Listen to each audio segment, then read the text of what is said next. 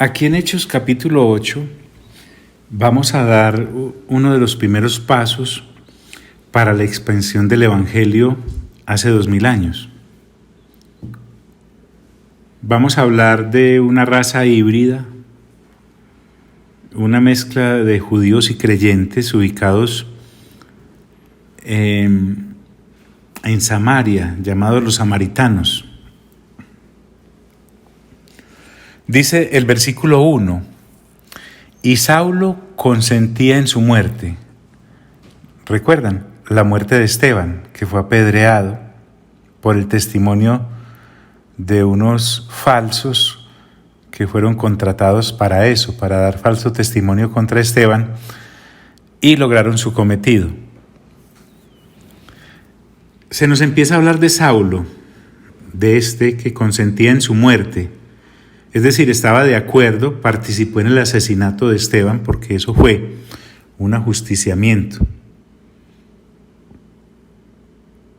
Y la muerte a la que se refiere no fue una muerte pacífica, fue una muerte que no es la apacible que una persona tiene en su lecho, no, lo apedrearon, destruyeron, maltrataron su cuerpo, su físico. Entonces es una muerte fuerte la que ocurrió. Bueno, pero dejemos a Esteban que, gracias a Dios, hace 2000 años está en la presencia del Señor y lo veremos en su retorno. En aquel día, es decir, en el mismo día de la muerte de Esteban, hubo una gran persecución contra la iglesia que estaba en Jerusalén. Recuerden que quien nos está narrando todo esto es Lucas. Él usa palabras para poder que nosotros dimensionemos el tamaño de las cosas. Gran persecución, o sea que no fue pequeña. Y también se refiere a la iglesia. El término iglesia va a ser frecuentemente usado en este libro de los Hechos de los Apóstoles, referido pues a todos aquellos que han sido apartados para Dios en este nuevo pacto que el Señor Jesús vino a traer, la iglesia del Señor. En aquel día hubo gran persecución contra la iglesia que estaba en Jerusalén, y todos fueron esparcidos por las tierras de Judea y de Samaria. Entonces, parece ser esta la primera persecución que sufre la iglesia del Señor, y la gente fue esparcida, regada, los creyentes. Sin embargo, hace una salvedad Lucas en su narración y dice, salvo los apóstoles. Es decir, todos los creyentes, muchos de ellos, fueron esparcidos por las tierras de Judea y de Samaria, salvo los apóstoles. Cabe anotar que ser líder, por lo general, implica quedarse. La persona o las personas que Dios coloca al frente de algo, ese es su puesto. Así como el Señor Jesús lo mostró, ¿recuerdan? En el momento de la crucifixión, en el momento del arresto, todos huyeron. ¿Quién se quedó? El Señor. Y ahora es bien lindo que estos apóstoles, que fueron los que huyeron, ahora, cuando la gran mayoría de discípulos son esparcidos, ellos son los que se quedan. Buen ejemplo recibieron del Maestro. Salvo los apóstoles. Y hombres piadosos llevaron a enterrar a Esteban. Cuando habla de hombres piadosos, seguramente algunos eran admiradores y tal vez creyentes ocultos del cristianismo entre tanta persecución religiosa de los judíos. Recordemos que la sepultura que le dieron era una sepultura para criminales, porque como había sido hallado culpable, entonces,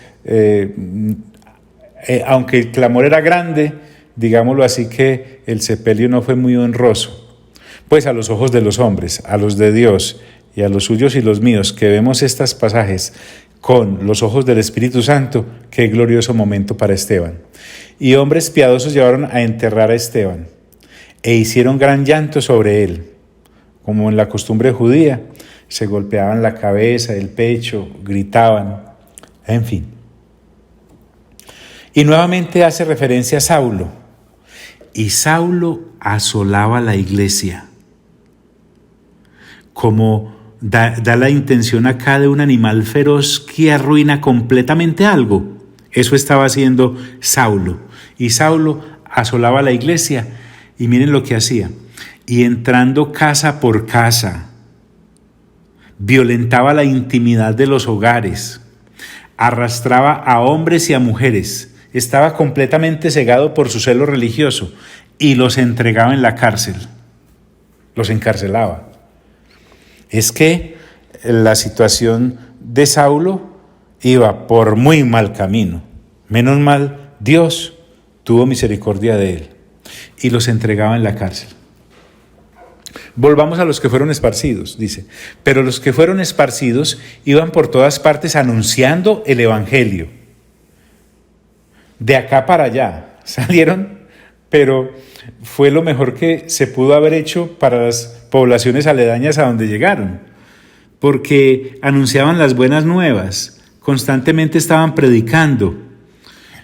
Interesante, ¿no se da cuenta usted de algo acá? O sea que estas personas también eran llenas del Espíritu Santo.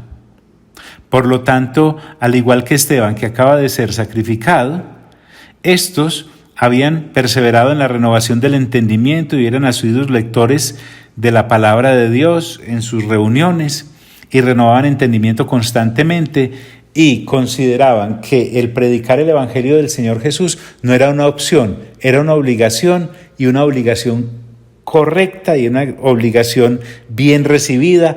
A donde iban, llevaban el Evangelio, porque pudieron haber salido huyendo a esconderse y no hablarle a nadie más para proteger sus vidas. Sí protegieron sus vidas al huir, pero no dejaron de anunciar. Pero los que fueron esparcidos iban por todas partes anunciando el Evangelio. Pues sobra decir, como usted y como yo siempre hacemos. Entonces Felipe, que después el capítulo 21, versículo 8, lo va a distinguir como el evangelista. Recuerden que este Felipe también fue uno de los escogidos para servir las mesas, para atender las mesas, de aquellas viudas que se sentían poco atendidas en la distribución del pan diario. Entonces Felipe, descendiendo a la ciudad de Samaria, porque este hombre se desplaza en medio de la persecución y va a esta población que queda al sur de Judea y al norte de Galilea, geográficamente hablando.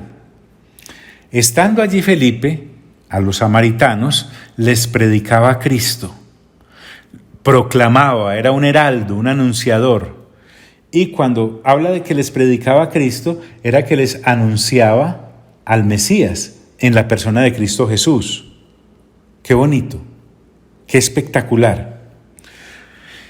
Y con respecto al resultado de esta predicación, mire lo que ocurrió. Claro, es que uno se deslumbra con lo que Pedro hace en Hechos 2, con lo que Pedro hace en Hechos 4. Uno queda de una sola pieza con lo que Esteban hace en el capítulo anterior. Pero es que aquí estamos viendo a otro gladiador de la fe llamado Felipe, al cual también el Espíritu Santo respalda, porque es que el Espíritu Santo no hace acepción de personas.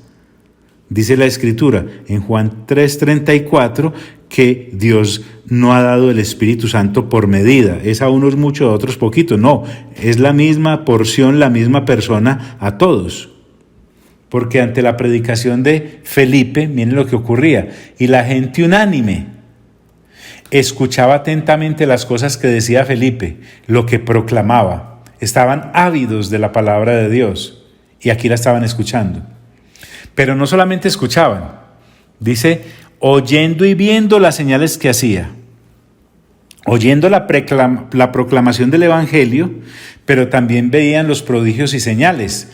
Y Lucas, que nuevamente quiero llamar tu atención, es un médico, un galeno, un profesional de la medicina, narrando cosas como esta, porque de muchos que tenían espíritus inmundos. Imagínate, un médico hablando de que el mundo del espíritu existe y de que hay espíritus inmundos que poseen a las personas y que en el nombre de Jesús pueden ser echados. Hombre, este sí es un médico bien enterito, porque de muchos que tenían espíritus inmundos, o sea, demonios, entiéndase demonios, salían estos dando grandes voces.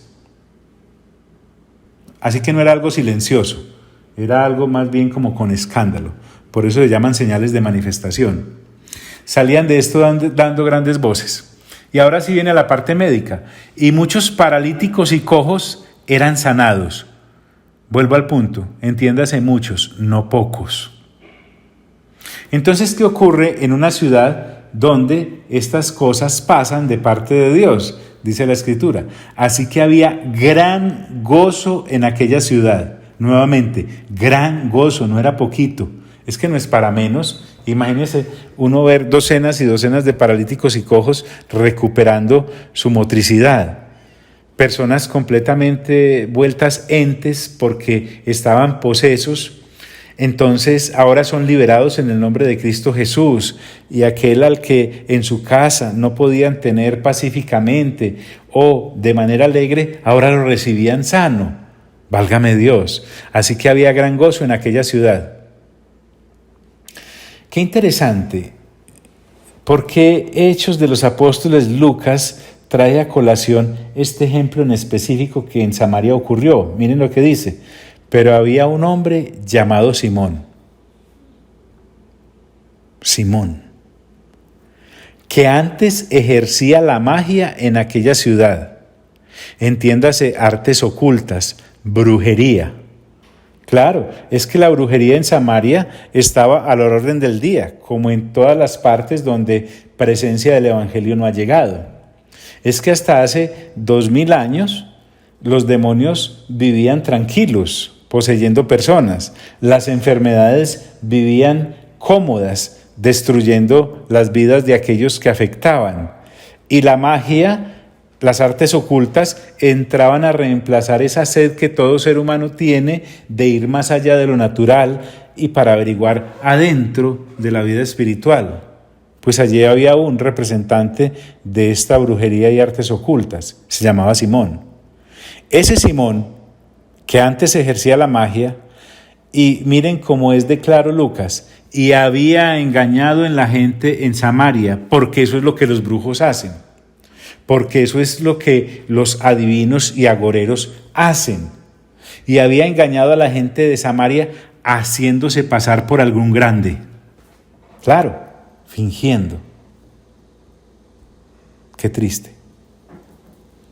A ese Simón, atentamente oían todos, desde el más pequeño hasta el más grande.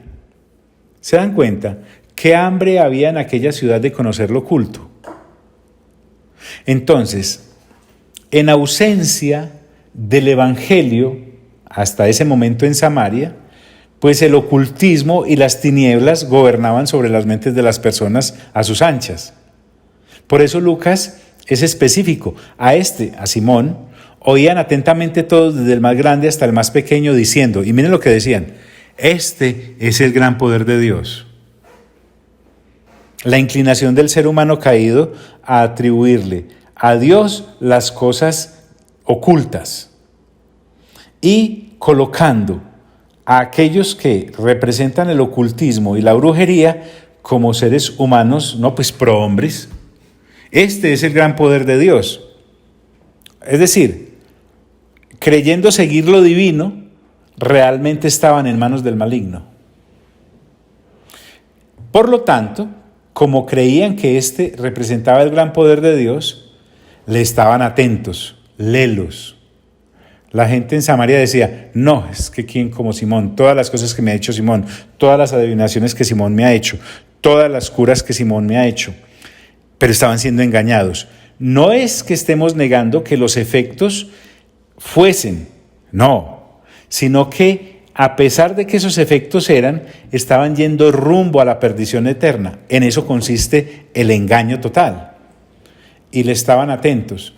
porque con sus artes mágicas les había engañado mucho tiempo. No era cuestión de un mes, 2 meses, era de años.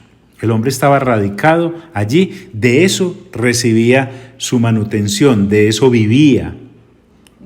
Esta era su praxis, eso era lo que practicaba. Así como aquellos brujos capturaban la mente del faraón, ¿lo recuerdan? Que con sus artes mágicas también imitaban las señales que Moisés y Aarón hacían delante de faraón. Pablo, en una de sus cartas, les da nombre a aquellos 2 brujos, Janes y Jambres, porque con sus artes mágicas les había engañado mucho tiempo. Pero, y aquí viene el gran pero de este capítulo, cuando creyeron a Felipe, mejor dicho, llegó la verdad al pueblo. Es que Felipe iba en el nombre del Señor Jesús, que dijo: yo soy el camino, yo soy la verdad y yo soy la vida. Felipe mismo había sido transformado por la predicación del Evangelio. Pero cuando creyeron a Felipe, que anunciaba el Evangelio del reino de Dios, ¡qué claridad! Hombre, claro, es que antes, cuando estábamos cegados por las añadiduras, uno pasaba por estos capítulos, pero a toda. ¿Por qué? Porque que iba a prestarle atención uno al reino de Dios. Pero cuando creyeron a Felipe, que anunciaba el Evangelio del reino de Dios, el de la libertad, y el nombre de Jesucristo, porque es el nombre sobre todo nombre, se bautizaban hombres y mujeres de una, sin curso, sin cursillo, sin las 42 lecciones para inmersión. No, el haber creído los capacitaba para dar el paso a las aguas. Quiero aclarar, en este capítulo vamos a mirar que la obligación de aquel que cree en Cristo Jesús de bautizarse sigue vigente. Descender a las aguas es un deber para todo aquel que en Jesús ha creído. Primero en este caminar se cree y luego uno se bautiza. Sean hombres o mujeres, Lucas es específico. Vuelvo a repetir mejor. Pero cuando creyeron a Felipe, que anunciaba el Evangelio del reino de Dios y el nombre de Jesucristo, se bautizaban hombres y mujeres. Y aquí viene lo interesante. También creyó Simón mismo, el mago. Creyó. Pero parece ser, como lo vamos a ver más adelantico, que la fe de este Simón fue meramente intelectual. Fue un hombre impactado por los milagros y por la manera de hablar de Felipe, pero no tuvo un cambio interior. También creyó Simón mismo y además se bautizó. Externamente hizo todos los pasos, pero internamente vamos a ver que no. Y este Simón, dice la Escritura, estaba siempre con Felipe. Qué interesante. Yo puedo estar al lado del mover, interesarme por el mover y no ser transformado por el mover. Usted y yo encontramos muchos casos similares a estos en la actualidad. ¿Por qué ocurre? Pregúnteselo a Dios. El caso es que esta realidad es patente y es vigente. Entonces Simón, impresionado por todo esto, siempre estaba al ladito de Felipe, siempre. Y viendo las señales y grandes milagros que se hacían, más se impresionaba, claro, porque estaba viendo cosas reales, cosas que él a lo mejor no podía imitar, cosas que él nunca había visto. Es más, cosas que él antes decía seguramente que era capaz de hacer con sus artes mágicas y seguramente había hecho muchas, pero resulta que no bajo el poder del Espíritu Santo, que es del cual está lleno Felipe. Y viendo las señales y grandes milagros que se hacían, estaba atónito. El hombre perplejo, estaba en shock. Al capítulo se agrega un dato interesante. Dice la Escritura en el versículo 14. Cuando los apóstoles que estaban en Jerusalén oyeron que en Samaria se había recibido la palabra de Dios, las noticias vuelan. ¿Quiénes se quedaron en Jerusalén? Los apóstoles. ¿Quiénes fueron dispersados? Muchos de los discípulos. Ahora Felipe, usado por Dios, guiado por el Espíritu Santo, está causando un gran despertar en Samaria. Entonces los apóstoles se dan cuenta de esta situación, de que en Samaria, me llama mucho la atención como el versículo habla, dice, oyeron que Samaria, la ciudad, había recibido la palabra de Dios, no cualquier cosa. Enviaron allá a Pedro y a Juan, los compañeritos de batalla, Pedro y Juan, que bien activos estuvieron en los primeros capítulos que vimos de este libro. Entonces, enviaron a Pedro y a Juan para conocer más de cerca lo que estaba sucediendo. Fueron allí los apóstoles, no huyendo, sino a informarse. Los cuales, habiendo venido, dice la Escritura, oraron por ellos, por los que habían creído, y aquí viene, para que recibiesen el Espíritu Santo. Esta gente era salva por la fe en Jesús. Eran bautizados, pero necesitaban el poder de lo alto prometido por Jesús. Por alguna razón, el asunto acá cobra fuerza. Felipe no oró para que descendiera el Espíritu Santo sobre aquellos. Pero al llegar los apóstoles vieron que todo estaba muy bien hecho, pero faltaba ese detallito. Para eso es el cuerpo. A propósito, fueron a Samaria Pedro y Juan, una ciudad que antes evitaban. ¿Recuerdan cuando el Señor Jesús estuvo con ellos allí en el capítulo 4 del Evangelio de Juan? Fueron pues porque les tocó. Aquí fueron porque el Evangelio había sido recibido por Samaria. Oraron por ellos para que recibiesen el Espíritu Santo. Énfasis, Dios, Espíritu Santo. El Espíritu Santo es Dios. Ellos sabían como apóstoles lo que había ocurrido en sus vidas en Hechos capítulo 2 al ser llenos del Espíritu Santo. Ellos sabían por conocimiento propio lo que ocurrió en ellos cuando en el capítulo 4 fueron nuevamente llenos del Espíritu Santo. Ellos sabían, como Felipe sabía, que era gracias al Espíritu Santo que el Evangelio avanzaba. Porque aún no había descendido sobre ninguno de ellos, aún no. Ojo, discípulos y discípulas del Señor, nacidos de nuevo con mente renovada, usted y yo somos responsables de impartir sobre los que creen el poder que se nos envió a entregar. Podemos orar también por la gente para que reciban el Espíritu Santo. ¿Por qué? Porque al estar llenos del Espíritu Santo, nosotros somos portadores de tal bendición, no solamente de la predicación que es necesaria, no solamente de anunciar el Evangelio del Señor Jesús que es necesario, no es solamente llevar el nombre del Señor Jesús que es supremamente necesario, no solamente bautizar a las personas en agua como hicieron estos apóstoles y como hace ahora Felipe, que es necesaria, sino también, de manera principalísima, procurar que los que han recibido de Jesús reciban la llenura del Espíritu Santo.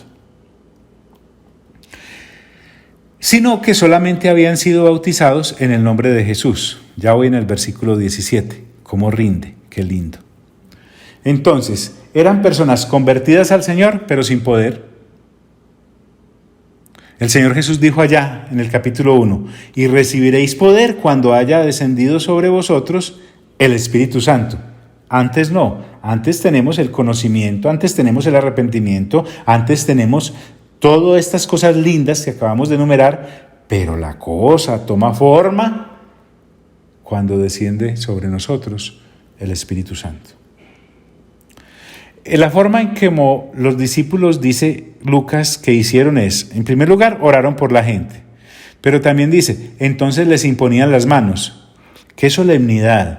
Este es un acto muy serio, muy lindo, que están teniendo los apóstoles en la ciudad de Samaria. Es algo completamente espectacular. Entonces, les imponían las manos a las personas. ¿Y sabe qué ocurría? Y recibían el Espíritu Santo.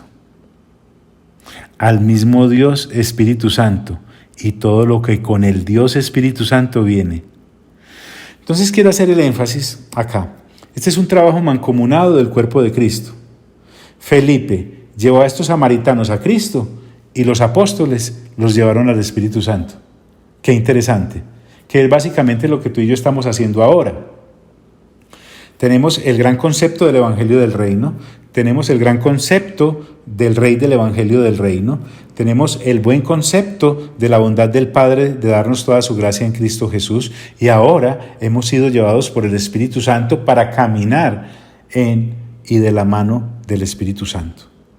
Y recibían el Espíritu Santo. Pero aquí viene algo interesante. ¿Recuerdan a Simón, el ex mago?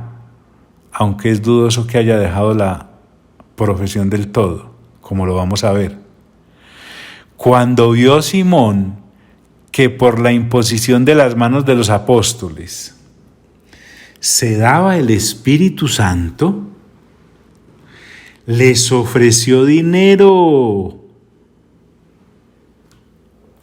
diciendo: dadme también a mí este poder, para que cualquiera a quien yo impusiere las manos reciba el Espíritu Santo. Hágame el favor. Esto ha dado origen a calificar el acto de comprar o vender cargos o autoridades eclesiásticas como simonía. Les ofreció dinero, diciendo: dadme también a mí este poder, lo quiero para mí, para que cualquiera a quien yo impusiere las manos. Quiero mantener mi poder y mi influencia sobre estos samaritanos, mis antiguos clientes, que por lo que veo los estoy perdiendo, para que las personas reciban el Espíritu Santo. Vea, no digamos nada. Mejor veamos el pasaje. ¿Qué ha dicho este hombre? Yo creo que Pedro dijo: ay, ay, ay. ¿Sabe por qué? A Pedro se le tuvo que haber venido a la mente lo de Hechos capítulo 5, cuando vio una situación similar con Ananías y Zafira.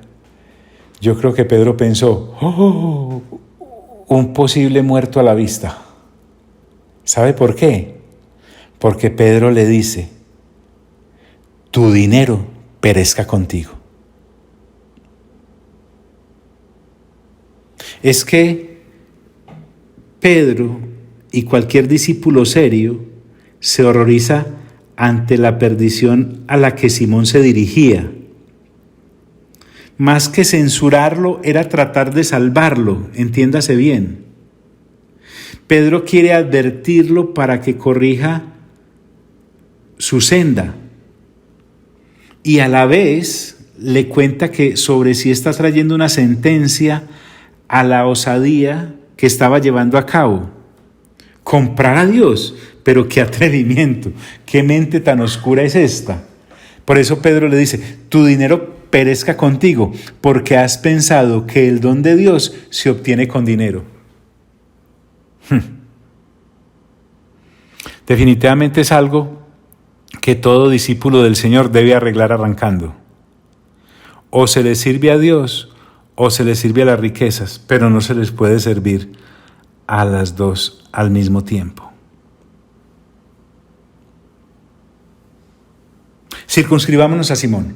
Porque has pensado, de Simón a Simón, porque has pensado que el don de Dios se obtiene con dinero.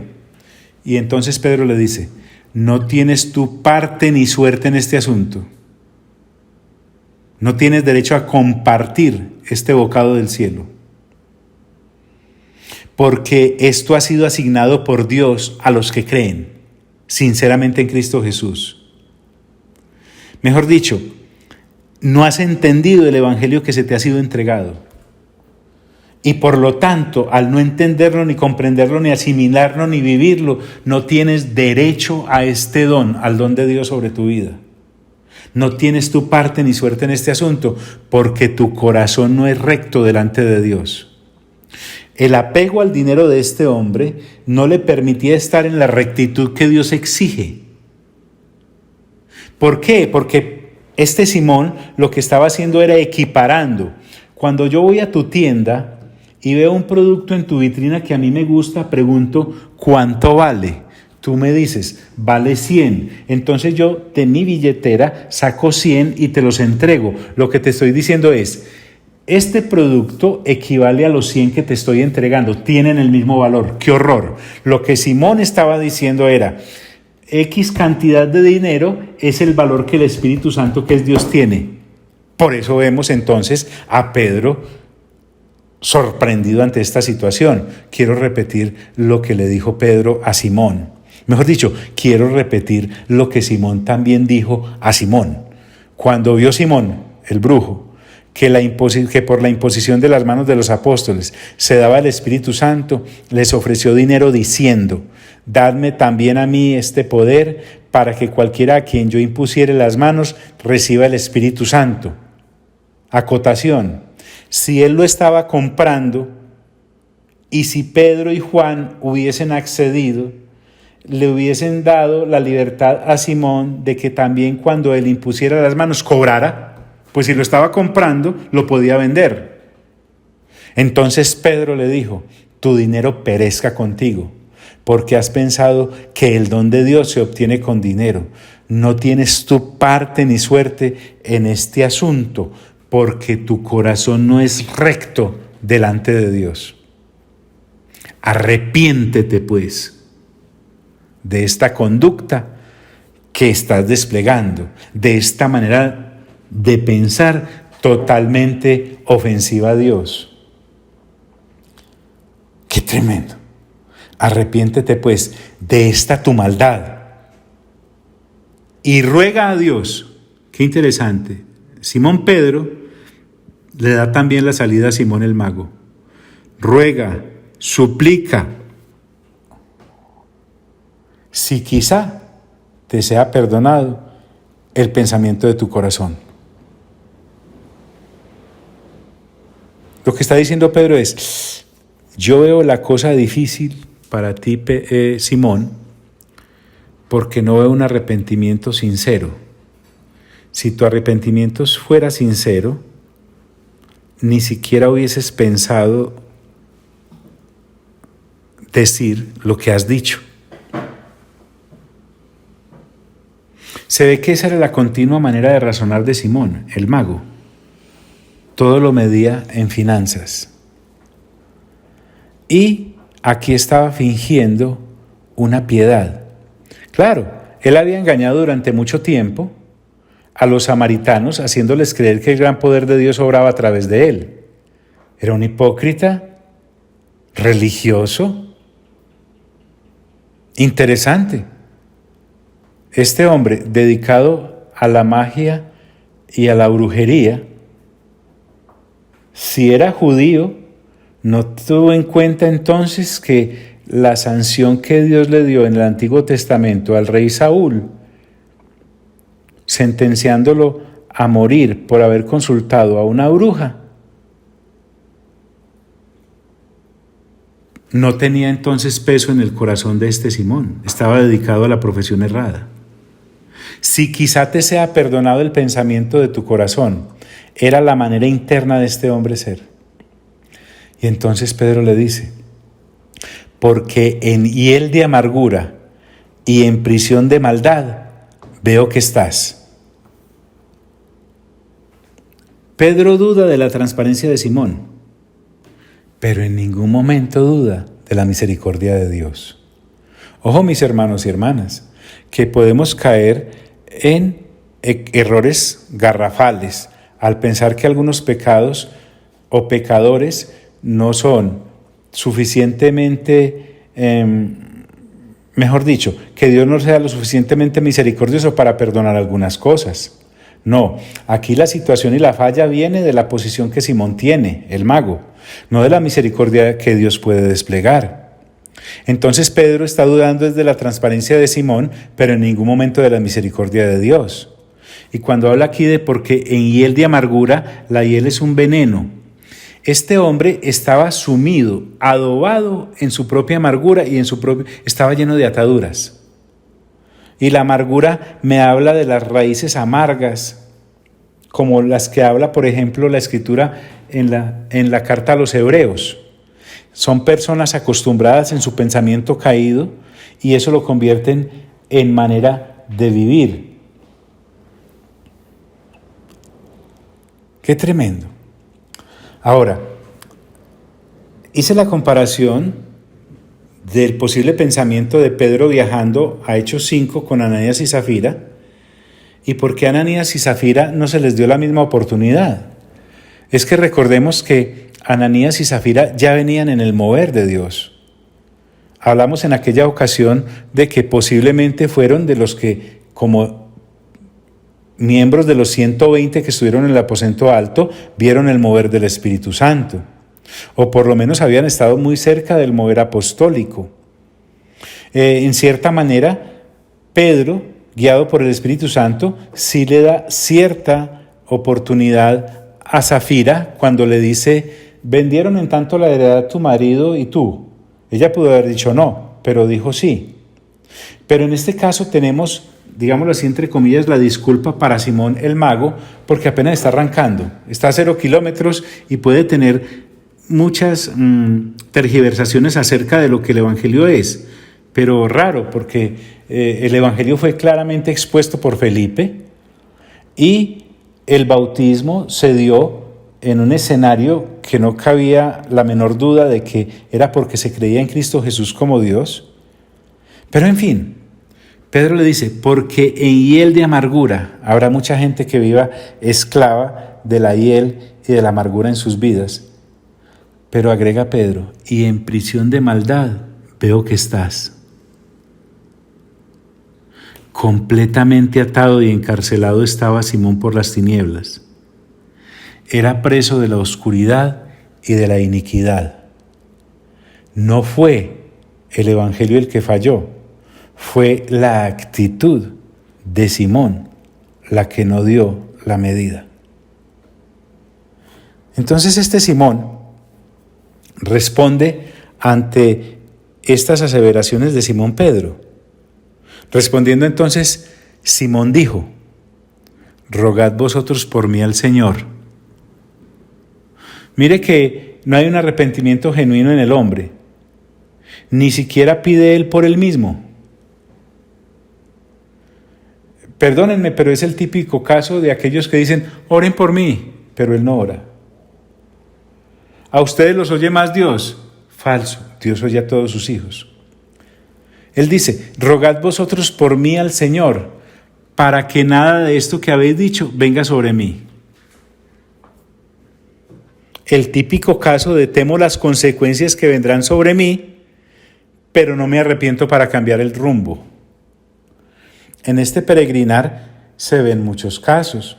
Claro, muchas personas sienten el cimbronazo de Dios cuando les reconviene sobre algunas actitudes en su vida. Y claro, vienen compungidos y compungidas buscando huir de las consecuencias de la maldad que hayan practicado, pero realmente sin un arrepentimiento profundo en sus vidas como para cambiar de rumbo, y al cabo del tiempo los ves trasegando por las mismas situaciones que le fueron censuradas.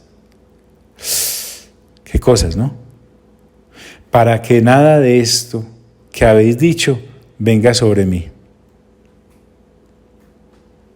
Y dice la Escritura: y ellos, no se habla más de Simón, siempre pareciera ser que cuando el Evangelio llega a una ciudad, la confrontación con las tinieblas y con los espíritus inmundos de ocultismo y de adivinación y de brujería y de agoreros y de hechiceros se da.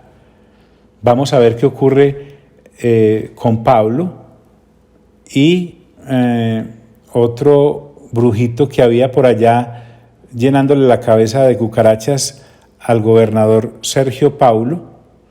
Y también lo vemos cuando en Filipos es expulsado el espíritu de adivinación de aquella muchacha, y también en otras de las ciudades donde se quemaron una gran cantidad de libros a mucho precio que habían sido comprados, Entonces hay esa confrontación, parece ser como un derrotero y efectivamente debe ser así, porque donde llega la luz, pues tienen que salir huyendo las tinieblas. Ya no se habla más de Simón por parte de Lucas aquí en Hechos de los Apóstoles, y ya refiriéndose a Pedro y a Juan dice, y ellos, o sea Pedro y Juan, habiendo testificado y hablado la palabra de Dios, porque no hay otro tema, es decir, el pensamiento completo del Evangelio, ellos completaron la predicación de Felipe allí en Samaria con la misma palabra de Dios en la que ellos portaban y de la cual eran creyentes. Entonces, habiendo hablado la palabra de Dios, me muestra que este viaje se tornó en un viaje de predicación, porque en su viaje hacia la ciudad de los samaritanos, todo aquel en otra ciudad que lo recibía, pues también hablaban del reino. Qué bonito esto. Habiendo testificado y hablado la palabra de Dios, se volvieron a Jerusalén. ¿Por qué? Pues porque de allá los habían enviado. Y dice la Escritura, y en muchas, nuevamente, los énfasis de Lucas son importantísimos.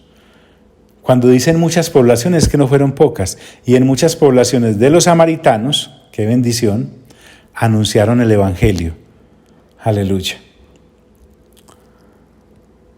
Bien, en este punto quisiera que dejáramos por hoy para que la próxima vez le dediquemos con mucho énfasis a lo que el Espíritu Santo guía a Felipe a hacer cuando le habla de que se dirija a tal camino para encontrarse allí con el eunuco. La enseñanza de la palabra de Dios es viva y eficaz y es más cortante que toda espada de doble filo. Pienso que como Simón, muchos de nosotros podemos tener situaciones que no hemos permitido que la presencia de Dios doblegue en nuestras vidas, porque es que nos corresponde a nosotros. Dios llega con la luz, el Espíritu Santo la instala, pero a nosotros nos toca aprenderla. Para que no andemos por ahí rogando a la gente que ore por nosotros, sino que nosotros podamos ser de aquellos que, habiendo pecado o habiéndonos equivocado o habiendo acertado, de todas formas nos postremos ante Dios a darle gracias o a arreglar las cosas. No necesitamos intermediarios. Pero el énfasis que quiero hacer sobre este capítulo es el que he venido haciendo sobre varios anteriores. Nuevamente se menciona la palabra oración en este capítulo. Nuevamente se hace referencia a la persona del Espíritu Santo en este capítulo.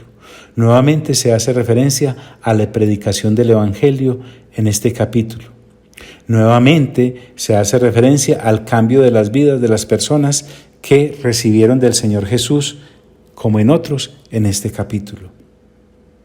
Y quiero decirte que a pesar de que hayan pasado 2000 años, el resultado de la predicación del Evangelio, dada por una persona llena del Espíritu Santo como tú y yo, y con mente renovada, dispuesta a servir al lugar donde vayamos, en esta predicación del Evangelio del Reino, efecto tiene. Y más gente recogemos para la eternidad. Y el Espíritu Santo es el que certifica eso al hacer morada en cada una de las personas que con la palabra de Dios tocamos. Amado Padre, te doy gracias por tu palabra, que es viva y eficaz, que ha sido enviada para sanarnos y librarnos de nuestra ruina, que ha sido enviada por ti para que logre sus efectos y no vuelva a ti vacía. Gracias por el nuevo nacimiento que nos has dado, por la posibilidad de renovar el entendimiento y por permanecer en tus caminos en esta generación. Padre, amado Señor Jesús y Espíritu Santo, el mundo está convulsionado por la enfermedad de moda que tiene enclaustradas a gran parte de la humanidad llena de temor. Tu palabra no está presa y la podemos seguir enviando a través de estos medios para que aquellos que ya han nacido de nuevo renueven entendimiento, para que los que no han nacido de nuevo nazcan de nuevo, y para los que ya son maduros espiritualmente, para que puedan seguir acomodando lo espiritual a lo espiritual. Nosotros estamos pendientes de tu retorno, Señor, de tu retorno glorioso, sea en esta generación o en las venideras, como nos toque esperarte, dormidos o vivos en este cuerpo. Solo queremos decirte que a ti sea toda la gloria, toda la honra y todo el honor. Y gracias porque en nuestro país puedes verificar que Colombia ha recibido el Evangelio, la palabra tuya, que Medellín y toda el área metropolitana ha recibido la palabra del Evangelio enviada por ti. Gracias por visitarnos, Espíritu Santo, y por permanecer en nosotros y con nosotros. Amén, amén y amén.